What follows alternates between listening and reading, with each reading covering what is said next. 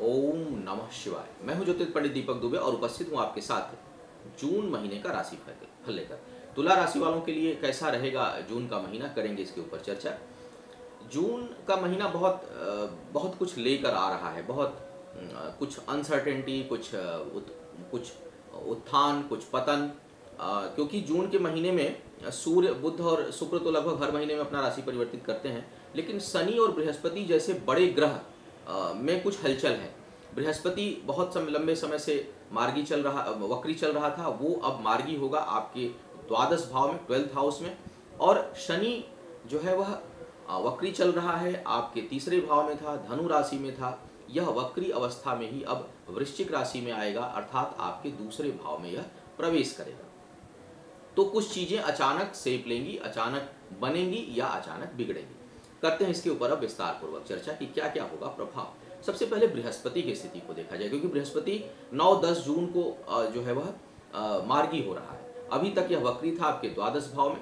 बहुत सी चीजें जो दूर से जुड़ी हुई थी, सुदूर से जुड़ी हुई थी, वह जो है वह नकारात्मक सेप ले रही थी, वो ठीक नहीं हो रही थी, उसमें प्रयास जो है वो निरर्थक जा रहे थे। लेकिन अब एक अच्छी बात है कि जो दूर की चीजें हैं वहां से आपको लाभ मिलेगा। शत्रुओं पर अब हावी होंगे। हो सकता है कि जो केस मुकदमा कहीं चल रहा हो उसमें आपको जो परेशानी हो रही हो उसमें आपको राहत मिलेगी और शत्रुओं पर विजय प्राप्त होगा। कर्ज चुकाने में भी आपको सफलता मिलेगी। लेकिन इसका एक नकारात्मक पक्ष भी है कि शत्रु चाहे जितने परेशान हो फिर भी पीठ पीछे कोई न कोई लगातार खड़ा भी होता रहेगा। तो कोई विजय नहीं प्राप्त करेगा, लेकिन कहीं न कहीं आपके लिए परेशानी उत्पन्न होगी। दूसरी बात यदि देखूं तो करीबी लोगों से कुछ कठिनाई आपको उत्पन्न होगी। मित्रों के साथ, सहयोगियों के साथ, या जो आपके ब्रदर सिस्टर हैं, सगे भाई बहन हैं, उनके साथ कहीं कुछ वैचारिक मतभेद या उनके साथ कुछ दूरी बनने की संभावना इस समय बनेगी। बृहस्पति की नीच दृष्टि सुख स्थान पर होगी, जिसके कारण आपके व्यक्तिगत सुखों में परेशानी आएगी। पारिवारिक सुख में कमी का अनुभव करेंगे। कुछ वहाँ पर मनमुटाव हो सकता है, या बहुत से लोगों को घर से दूर जाने की स्थिति बन सकती है। तो कुछ इस प्रकार का योग यह लेकर के आ रहा है। साथ में बृहस्पति की दृष्टि, नवम दृष्टि आपके अष्टम भाव पर पड़ेगी, वो भी शत्रु राशि पर पड़ेगी। तो जिन लोगों को ओबेसिटी संबंधी समस्या है, शुगर संबंधी समस्या है, लीवर से रिलेटेड कुछ प्रॉब्लम है, उनको विशेष सतर्कता बरतनी है, अन्यथा वहाँ पर परेशानी उत्पन्न होगी।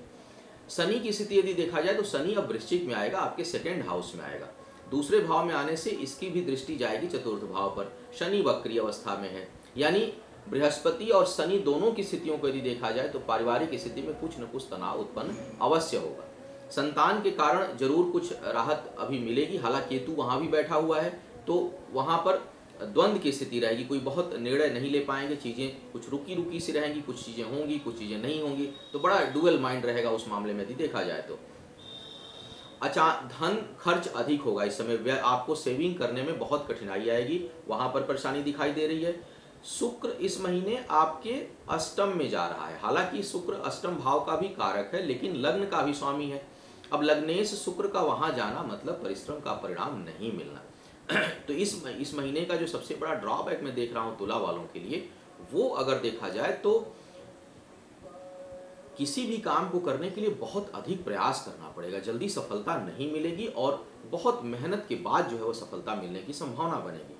पेट के निचले हिस्से में, जैसा मैंने कहा कि बृहस्पति भी प्रभावित कर रहा है, शुक्र भी वहां जा रहा है, तो बहुत से लोगों को पेट के निचले हिस्से में और पेट संबंधी कुछ न कुछ समस्या उत्पन्न होगी और परेशानी उत्पन्न होगी इस टाइम पर। बहुत कड़ी मेहनत करनी पड़ेगी आपको सफल होने के लिए। साथ ही साथ बुध भी जो है वह आ रहा है आपके अष्टम भाव में। बुध भाग्य का स्वामी है, तो भाग्येश और लग्नेश दोनों के अष्टम भाव में जाने के कारण भाग्य भंग, लग्न भंग योग बन रहा है। अर्थात ये चीज दो बातों की ओर संकेत कर रहा है। नंबर 1, बहुत अधिक मेहनत करिए, मेहनत पे डटे रहिए, हिम्मत मत हारिए, क्योंकि आने वाला समय हमेशा परिवर्तित होता है, तो जब अच्छा समय आएगा आपको अच्छा परिणाम मिलेगा। दूसरी बात यह कि कोई रिस्क नहीं लेना है और कोई भी नया काम नहीं करना है। इस दौरान यदि चाहे कितनी भी परेशानी हो, कोशिश करिए कि जिस स्थान पर बने हुए हैं उसको मेंटेन रखें, जो काम कर रहे हैं उसको मेंटेन रखने का प्रयास करें।